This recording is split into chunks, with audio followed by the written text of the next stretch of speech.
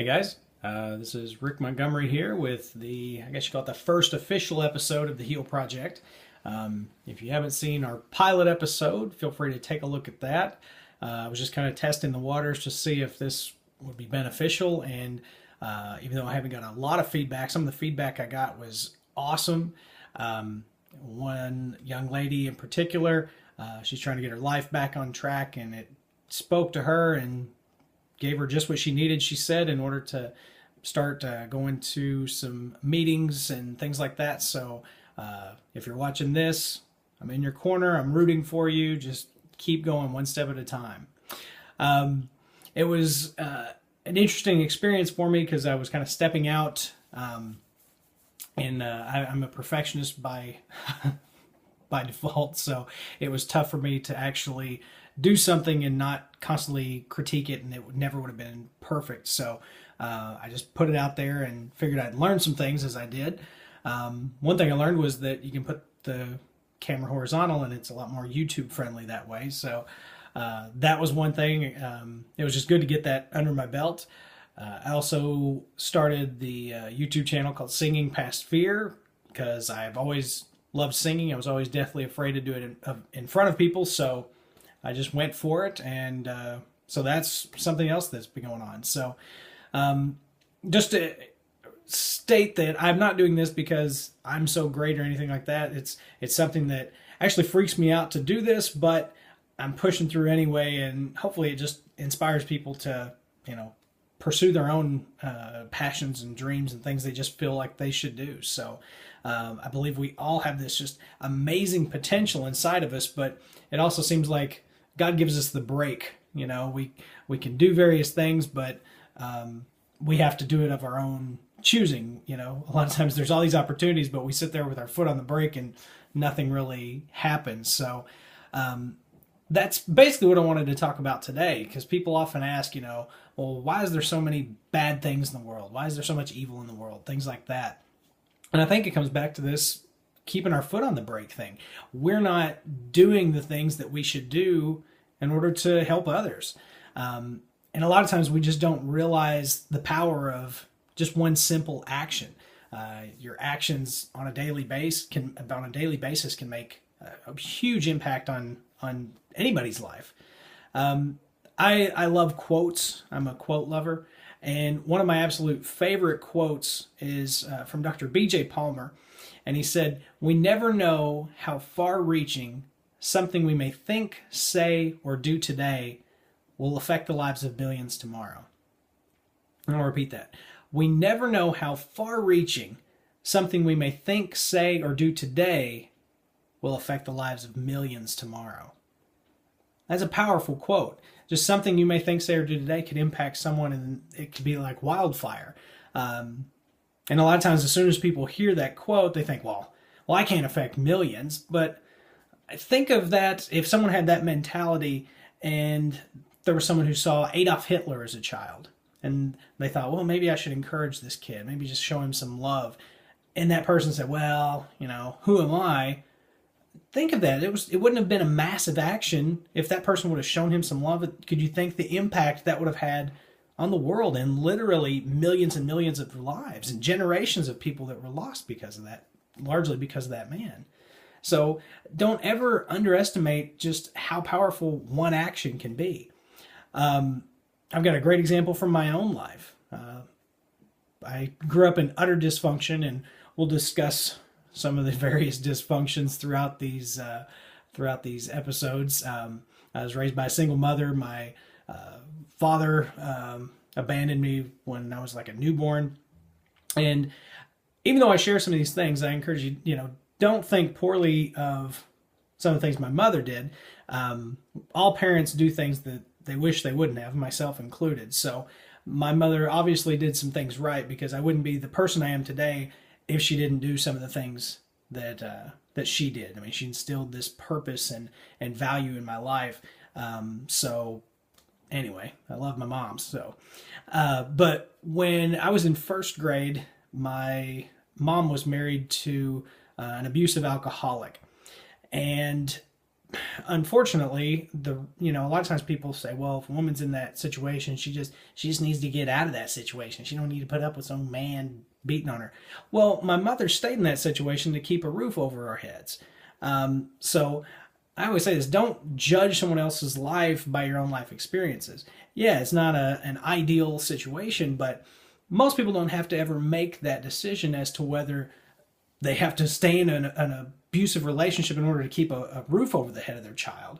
So most of you don't even have to ever make that decision. So don't be judging somebody who's had to make that decision. But anyway, one night, my mom and her husband were out at the bars all night, and they didn't come home the next day.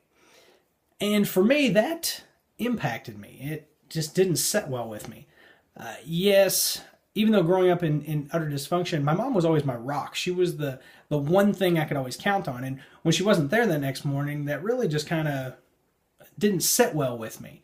So something was going on inside my head that entire day.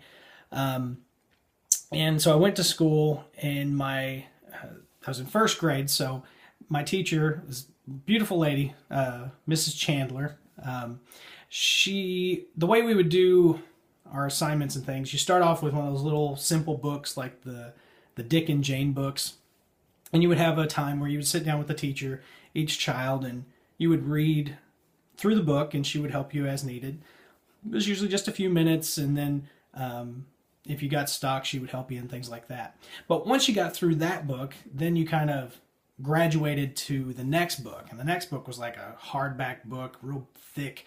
And it was just like, wow, that book, it was the cool thing to be able to read and get to that book. And up to that point, only one girl in our class had achieved the next level of the book. So anyway, that morning, I'm sitting down to do my reading time with my teacher, and she noticed something was wrong. And she's like, what's going on? And so I sat and I told her what was going on. And Miss Chandler did something amazing. She sat down with me, and she just encouraged me, let me read through that entire book. And I graduated to the second book. Now, it was a small act, and it wasn't just a surprise for that day. Yippee, I got through the first book. But what happened was I was probably maybe average at best academically in class. But that moment, what she did with that just little extra time she spent with me, it kind of clicked something in my head that made me think I was smart. And it gave me this confidence academically because I was up to the second book. I was one of the top of the class. And that switched something inside of me that I never struggled academically ever again. You could attribute 30 years later that, I became a doctor largely because of this one thing this lady did one day. It wasn't this massive action. It was this seemingly insignificant event, but it made a massive impact on my life. So it was a beautiful thing because, first of all, I had a teacher who cared to even notice that there was a problem. She didn't just assume that I was just some stupid kid throwing a tantrum or pouting or whatever. But she investigated to see what was actually taking place. And then she just invested a little bit of time. A little extra time that may have thrown her schedule off a bit, but she didn't think that was more important than actually taking care of the person in front of her.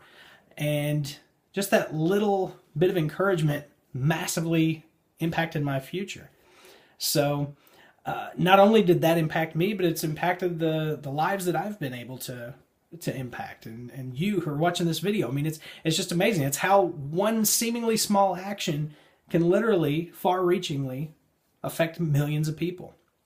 So you don't have to have all the answers for somebody. You don't have to have large amounts of wealth. You don't have this special degree. You just have to be kind of like what Mrs. Chandler was. She was aware enough to notice there was a problem, and you just have to care enough to do something about it. So that's the reason behind all these YouTube videos. I believe maybe not today, maybe not tomorrow, but one day somebody's going to see this, and maybe for the first time in their lives, they're going to realize that they have value. They're going to hear that they're worth something, and that's going to change how they view themselves. And their life's going to be changed. And then also maybe you're watching this, and maybe it'll stir something up in you to see how your actions can impact other people and millions of people, and you'll go out and start doing these things. And you don't realize just how small these actions are, and they can have such a huge impact. Somebody could be on the verge of suicide, and you just give them a little love, and it can change. So I believe this is part of what I've been called to do, is to put these videos on YouTube. So I used to believe that if you didn't do anything, then just nothing would happen. But in reality, things typically get worse. If you just ignore a problem, it usually doesn't just stay the same problem. It often just continues to get worse. So when you look at things like this bad stuff in the world, this evil, darkness, whatever you want to call it, it's like a darkness. And when it comes to darkness isn't a thing. It's not something you can actually measure. On the other hand, light is a thing. It's measurable. And darkness is only the absence of light.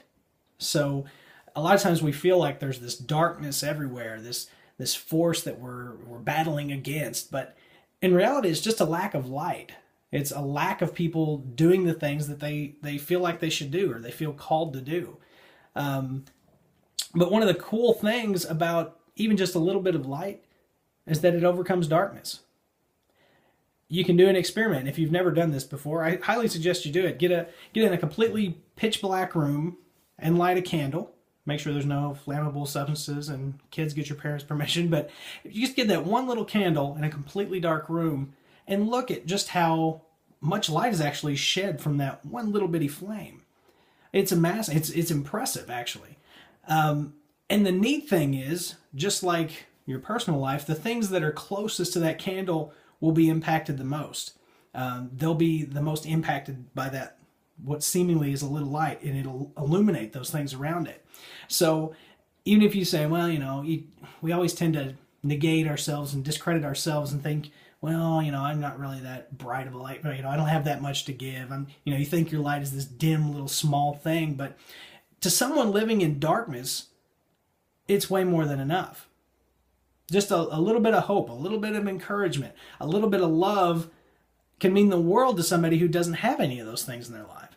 But it's a choice. You got to let go of the brake. You got to choose to be the light. You got to choose to be part of the solution. But just do something, whatever it is that's on your heart. If it's a passion, if it's you feel when you do something to help someone's on your heart, follow that instinct. I believe that's something that's inside of us, that we cry out to help other people.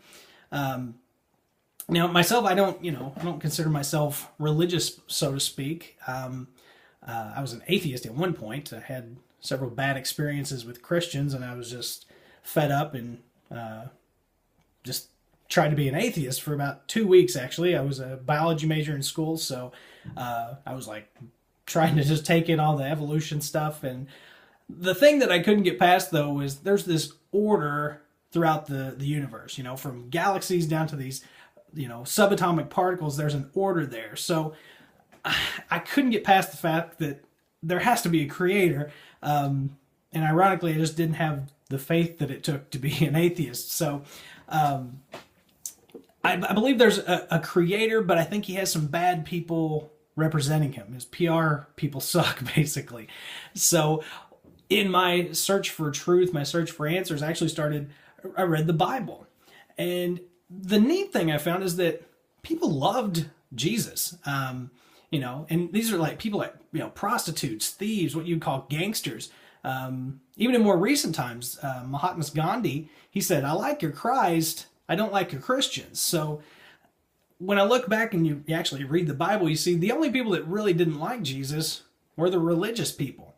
And these were these people that had no compassion for anybody. They were hardened of heart. They tried to hold people to this standard that they weren't even setting themselves. So they were just full of themselves. And that's where most of our problem. We get so focused on ourselves rather than every other people. So and it's also very interesting. The only people you ever see Jesus judge in the Bible were the religious people. He never said anything. Somebody came to him, it was, whatever. It was the religious people he always put down and shamed. It wasn't ever anybody that was dealing with things. So one of my favorite examples was Jesus was teaching out in the synagogues, or whatever. And these people bring this woman here who was caught in the act of adultery, and they throw her in front of this large group in front of Jesus, and they're saying, according to the law, this lady is supposed to be stoned to death. And they're asking him what he thinks. I mean, they're not only publicly embarrassing this woman, they're wanting this lady to die just because they feel that's the right thing to do. That's crazy. You know, being more concerned with this is the right thing rather than seeing somebody who's obviously struggling and being there to care or help that person. And so they kept pressing Jesus for an answer. You know, they're saying this woman needs to be stoned. He said, sure, let any of you who's without sin be the first one to throw a stone at her. You know, you think you're perfect? The first perfect person, throw the rock, go ahead. And then one by one, those people left. They started realizing, you know, maybe I'm not so fantabulous after all. So it's so much easier to look at dysfunction in someone else's life, and just so we don't forget, you know, we can forget about our own, so we don't really have to deal with our own. And unfortunately, things look very similar today. I mean, most Christians are missing the actual point of the gospel. I mean, you see people hold up the signs that say John 3:16 at sporting events. I'm sure you've seen it, and that verse is, "For God so loved the world that he gave his one and only Son, that whoever believes in him will not perish but have everlasting life." But fewer people quote the following verse, John 3:17. And John 3:17 says, "For God did not send his Son into the world to condemn the world, but to save the world through him." So when I look at the modern day church, I see a whole lot of condemnation. I see a whole lot of this where people are trying to, you know, publicly shame people. There's stones being thrown at people that are already hurting, already, you know, dealing with tough things, and just pointing out their problems rather than reaching out in love and help them to get restored, or, you know, just loving people, you know. I don't know. It's a lot more condemnation than love-based a lot of times. And that is why so many people just hate Christians. I mean, there are people that just loathe the church, and who can blame them? You know, when you're full of these people that are just wanting to publicly shame you and throw stones at you when they're obviously not perfect themselves. So, no, I don't consider myself religious. To me, religion's about a list of do's and don'ts, and I don't see God as just this, do this, don't do that. I mean, there's no way I can meet God's standards because I am one screwed up individual. Honestly, none of us can really meet God's standards, but Jesus did. He embodied that goodness and love. And to connect this to kind of what I was talking about earlier, you know, he said, "I am the light of the world." And what did he do as the light of the world? He destroyed darkness wherever he went. He healed the sick. He opened the blind eyes. He opened deaf ears. He, you know, found people that were hopeless, and he gave them hope, and people that were lacking love, and he gave them love, and he just brought hope and love to people. So that's my inspiration, the light of the world. I mean, I'm not suggesting religion is an answer. I'm saying look at what Jesus did and who he was. Don't judge him by what some people who represent him do or say to do. But if there was anybody to try and emulate and to be like, it's Jesus. And the thing that drew me to Jesus more than anything else was the thing that drew people, you know, back on his time, that drew people to him. The fact that you don't have to be perfect. You know, you can have your own set of issues, or you can have some of mine. I'll gladly give you some. And, you know, so if you screw up, it's okay. That's the cool thing about this love and grace that's available. You can be your wonderfully unique, imperfect self, and you can still be a light and shine light and be a force of good. But you just have to do something, do anything, instead of just, well, I'll just keep my light off and not do anything. So don't get focused on doing this massive thing. I mean, just one little candle burning in the darkness is brighter than a huge spotlight that's not even turned on. So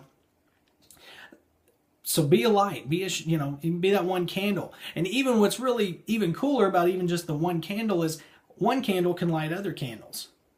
And then once you start doing all these good things and you start following your heart, you can inspire other people to do good things. And then you've got all these massive bunch of candles, they're spreading light everywhere, and then you have a force to be reckoned with.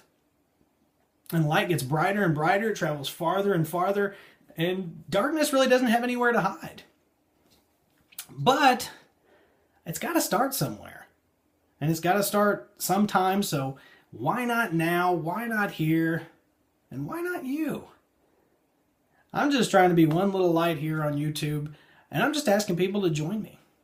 You know, it's like that little song when I remember from being a kid, that this little light of mine, I'm gonna let it shine. So I encourage you, go out there, follow whatever that is on your heart. If it's a person, if it's something that you feel like you're called to do, do that. Let that little light shine, you know.